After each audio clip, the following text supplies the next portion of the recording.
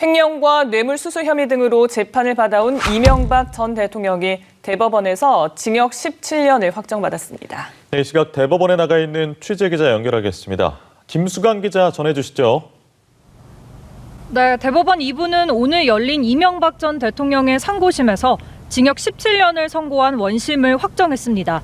이 전 대통령은 벌금 130억 원과 추징금 57억 8천여만 원도 확정받았습니다. 대법원은 앞서 이 전 대통령이 항소심 재판부의 보석 취소 결정에 반발하며 제기한 재항고 사건에 대해선 기각 결정을 내렸습니다. 이로써 이 전 대통령은 2년 6개월 만에 모든 재판을 마무리하고 다시 수감 생활을 이어가게 될 예정입니다. 앞서 이 전 대통령은 지난 2018년 4월 횡령과 뇌물수수 등 모두 16개 혐의로 구속 기소됐습니다.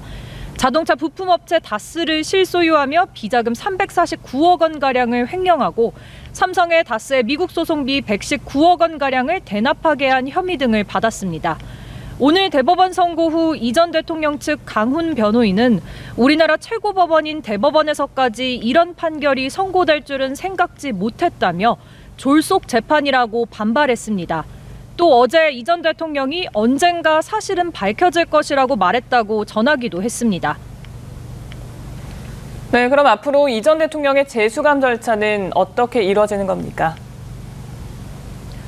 네, 이 전 대통령은 항소심 재판부의 구속 집행정지 결정으로 현재 불구속 상태입니다. 불구속 피고인의 경우 대법원 확정 판결 이후 통상적으로 2, 3일 정도 뒤에 본격적인 수감 절차를 밟게 됩니다.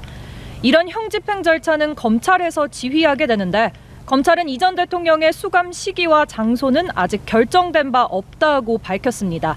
다만 이 전 대통령 측은 내일 병원 진찰을 받고 약을 처방받는 일정이 예정돼 있다며 그 다음 날 평일인 월요일쯤 출석하는 것을 원하고 있고 그런 방향으로 의논할 생각이라고 밝혔습니다. 이 전 대통령은 앞서 수감 생활을 했던 동부구치소에 일단 재수감될 것으로 보입니다. 지금까지 대법원에서 전해드렸습니다. 이명박 전 대통령 이거 최종심이라고 불러도 되죠? 네, 최종심 징역 17년이 확정이 됐습니다. 이 결론은 한마디로 얘기하면 1심, 2심과 마찬가지로 다스는 이명박 전 대통령, 실소유주가 이명박 전 대통령이다. 이렇게 결론을 내렸다고 봐야 되겠습니까? 어떻습니까? 예, 그렇습니다. 그동안 이 사건과 관련해서 국민들이 가장 궁금하게 생각했던 게 다스는 누구 것이냐였는데 오늘 대법원 판결로서 최종적으로 이명박 전 대통령이 실소유주다라고 이제 판단을 내린 것이라고 볼 수가 있고요. 네. 그동안의 이제 재판 진행 과정을 간단하게 좀 살펴보면 1심에서 검찰이 16개의 혐의로 이명박 전 대통령을 기소를 했습니다. 횡령, 직권남용, 뇌물, 조세포탈 굉장히 범죄 혐의가 많은데요. 이 중에서 1심에서 주로 이제 횡령과 뇌물이 인정이 됐습니다. 다스의 법인 자금이 241억 원이 없어졌는데 이 없어진 행위를 이명박 전 대통령이 횡령했다라고 판단했습니다. 만약에 이 전 대통령과 다스 간 아무런 관련이 없었다면 이 전 대통령에게 횡령죄가 적용이 될 수도 없고 그렇게 판단이 내려질 수도 없습니다. 그런데 다른 사람의 재물, 즉 다스의 241억 원을 보관을 해야 되는 이명박 전 대통령이 횡령을 했다라면서 이제 그 부분이 인정이 됐고요.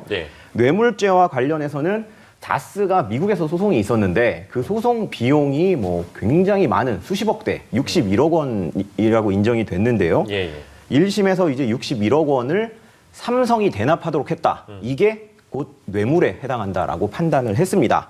그런데 이제 2심에서는 이제 2년 늘어났거든요, 형이. 이 주된 이유를 좀 살펴보면 이제 그 횡령과 뇌물 인정 액수가 조금씩 증가를 했습니다. 이 횡령은 1심에서 241억 원이 인정이 됐는데 252억 원으로 좀 증가를 했고요. 이제 이 증가한 이유를 좀 보면은 이제 보통 이제 이명박 대통령에게 제기된 횡령이 4개였습니다. 그런데 검찰은 이 4개를 하나의 횡령 행위로 보고 이제 포괄일죄로 기소를 했습니다. 그런데 이제 1심 재판부는 4개를 한꺼번에 판단할 것이 아니라 따로따로 떼서 판단을 해야 된다라고 하면서 일부 횡령이 제외가 됐고요. 이제 2심에서는 그것까지 다 포함을 해서 포괄적으로 봐서 이제 횡령죄가 인정이 됐습니다. 그래서 형량이 좀 올라간 것이라고 봐야 되는 것이고요. 그리고 뇌물 같은 경우에는 1심에서 61억 원이 인정이 됐는데 항소심 재판 과정 중에 이제 51억 원이 추가로 더 있다라는 익명의 제보자의 제보가 국민권익위원회로 접수가 됐습니다. 예. 그래서 이제 검찰이 공소장 변경을 통해서 이 부분까지 추가를 했습니다. 그렇기 때문에 이 횡령과 이 뇌물의 액수가 대폭 상승되는 관계로 형이 2년 늘어났다. 이렇게 보시면 될 것 같습니다. 예, 뇌물 혐의와 관련해서 추가 인정이 되면서 결국 징역 17년이 확정이 된 건데 이와 더불어서 대법원에서는 이 전 대통령의 이 법원 보석 취소 결정과 관련해서도 재항고한 사건을 기각을 했습니다. 지난 2월에 법정 구속이 됐다가 엿새 만에 석방이 되면서 결국 이 보석 취소 재항고가 신의 한 수였다라는 해석도 나왔었는데 이번 결정에 대해서는 좀 어떻게 보시는지도 궁금합니다. 일단 방금 말씀하신 대로 보석 취소 결정에 대해서 재항고가 있었고요. 이 재항고를 오늘 이제 대법원이 받아들이지 않은 것인데요. 네. 이 전 대통령 같은 경우에는 2번 풀려났다가 어떻게 보면 이번이 3번째 구속이 되는 것인데 그 과거를 좀 이제 거슬러서 살펴보면 이명박 전 대통령은 1심에서 이제 기소가 됐습니다. 기소가 되면서 이제 구속이 돼서 쭉 그 구치소에 있다가 1심 징역 15년을 선고를 받고 항소심 때도 여전히 구치소에 있었습니다. 그런데 항소심이 시작되고 얼마 지나지 않아서 이제 지난해 3월이죠. 지난해 3월 보석 신청을 했는데요. 당시 이제 재판부가 굉장히 타이트한 조건을 붙여가지고 이제 보석을 허가를 해줬습니다. 그래서 네. 사실상 자택 구금에 해당하는 시기에 그 정도 수준의 보석을 허가를 해줘서 이제 항소심은 그대로 이제 불구속 상태에서 재판을 받았는데 네네. 항소심 판단에서는 어떻게 나왔냐면 아까 말씀드린 대로 2년형이 올라갔습니다. 네. 그러면서 이 350일 지난 후에 있었던 2심 선고에서는 다시 수감을 시킨 거죠. 이 보석 취소 결정을 한 겁니다. 예. 그런데 이 보석 취소 결정으로 다시 그 구치소에 수감이 돼야 되는 이명박 전 대통령 측에서 재항고를 하게 된 거죠. 보석을 신청을 했는데 그것을 취소하는 결정에 이의가 있습니다라고 얘기를 했고요. 재판부는 이제 이거에 대해서 이제 판단을 해야 되는데 사실 재항고를 했을 때 보석 취소 결정에 대한 재항고를 했을 때 이것이 집행이 정지되는지 집행이 정지된다는 것은 보석이 그대로 유지가 된다는 것입니다. 유지가 돼야 되는 것인지 아니면 정지를 시켜야 되는 것에 대한 명문의 규정이 없었습니다. 반면 이제 비슷한 제도인 즉시 항고에는 이 집행 정지에 대한 규정이 있거든요. 그래서 즉시 항고에 대해서는 집행 정지가 인용이 됩니다. 즉 만약에 보석이 즉시 항고로 할 수 있는 거라면 이 보석이 유지가 되는 것이죠. 근데 이 보석은 재항고를 해야 되기 때문에 규정이 없어서 이게 당시 논란이 됐었던 거고요. 이제 재판부는 명문의 규정이 없기 때문에 어쩔 수 없이 피고인에게 유리한 보석을 유지하는 쪽이 맞는 것 같다. 다만 그 결정은 이제 대법원에서 최종 판단을 받아보겠다라고 했고요. 그 판단이 오늘 나왔는데 고등법원의 보석 취소 결정에는 집행정지의 효력을 인정할 수 없다라는 겁니다. 즉 보석을 취소하는 결정이 그대로 유지가 되기 때문에 이게 보석이 최종적으로 취소가 된 것이다라고 보시면 될 것 같습니다. 예, 알겠습니다. 오늘 이명박 전 대통령의 최종심 결과 저희가 다루고 있는데요. 오창석 평론가께는 이번 판결이 어떤 점을 좀 시사한다고 봐야 될까요? 일단은 대통령 중에 이제 4번째 기결수가 됐죠. 전두환, 노태우 그리고 박근혜 대통령의 공천 개입 혐의로 이제 2년 실형이 있었는데 4번째입니다. 좀 가슴이 아픈 것이 이제 흔히 말해서 87 민주화 이후 전후 대통령이었죠. 이 두 사람 모두 이제 감옥행을 면치 못했던 것이고 지금 이제 살아있는 대통령은 심지어 다 기결수가 돼버린 거예요. 어떻게 보면 두 분의 대통령은 이제 세상을 떠났기 때문에 이런 상황 자체가 굉장히 안타깝고 사실 이 부분에 대해서는 흔히 말하는 박근혜 전 대통령과 이명박 전 대통령이 같은 정당 내에서 예비 경선을 펼칠 때부터 이 논란이 불거졌습니다. 같은 진영에서 나왔었던 논란이었거든요. 근데 그때는 왜 검찰이 지금처럼 수사를 하지 못했는가. 이런 부분을 좀 따져볼 필요가 저는 있다고 생각을 하거든요. 분명히 똑같은 사안입니다. 새롭게 불거진 거 아니고요. 임기 중에 일어난 거 가지고 임기 후에 심판한 것이 아닙니다.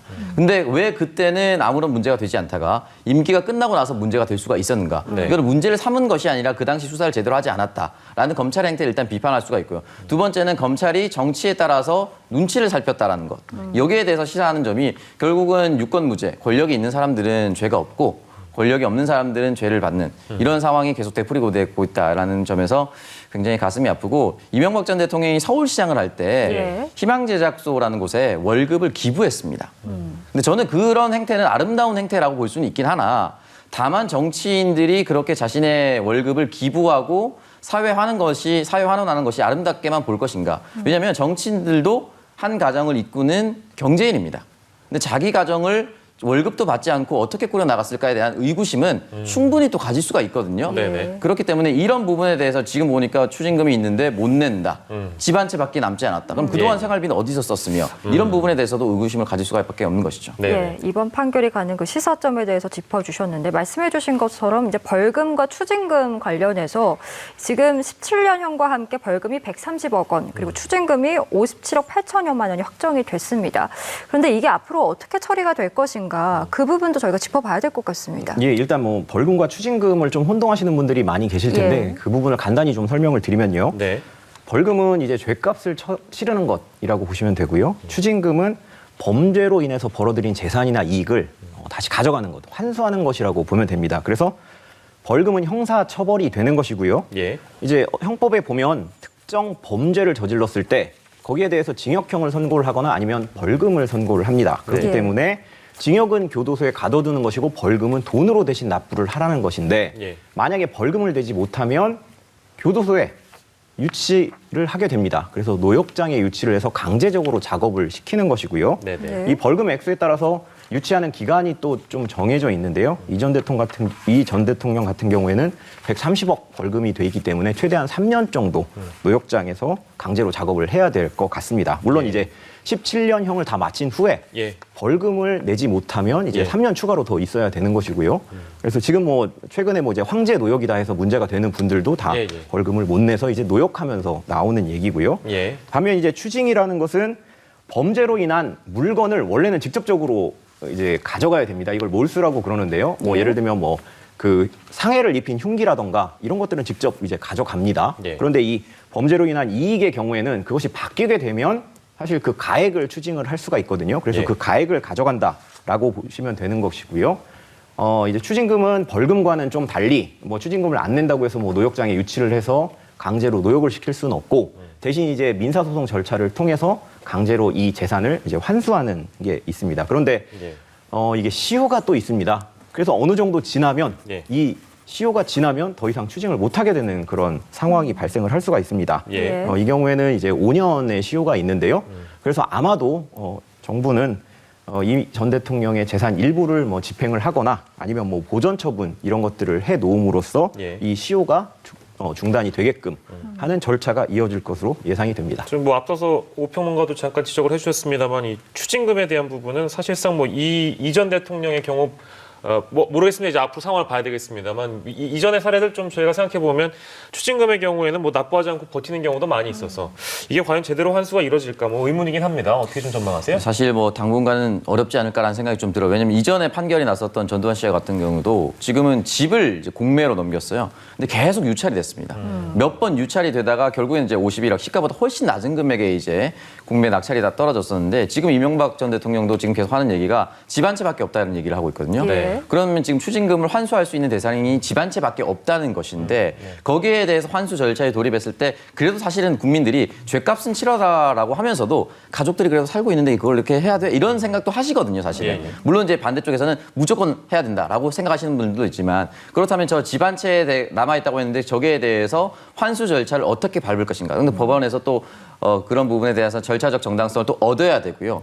지금 전두환 씨 같은 경우는 법원에서 계속해서 재산 조사를 다시 하라고 얘기하고 있습니다. 근데 계속 기각되고 있거든요.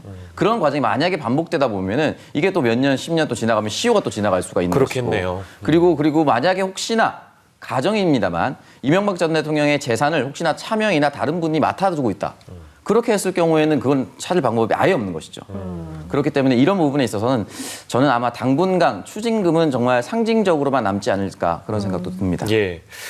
추징금 환수해야 되겠죠? 시간이 아무리 걸려도요. 물론 답답하게 꼬여있는 상황들도 우리가 많이 발견합니다만 이명박 전 대통령의 대법원 확정 판결 저희가 만나봤고요.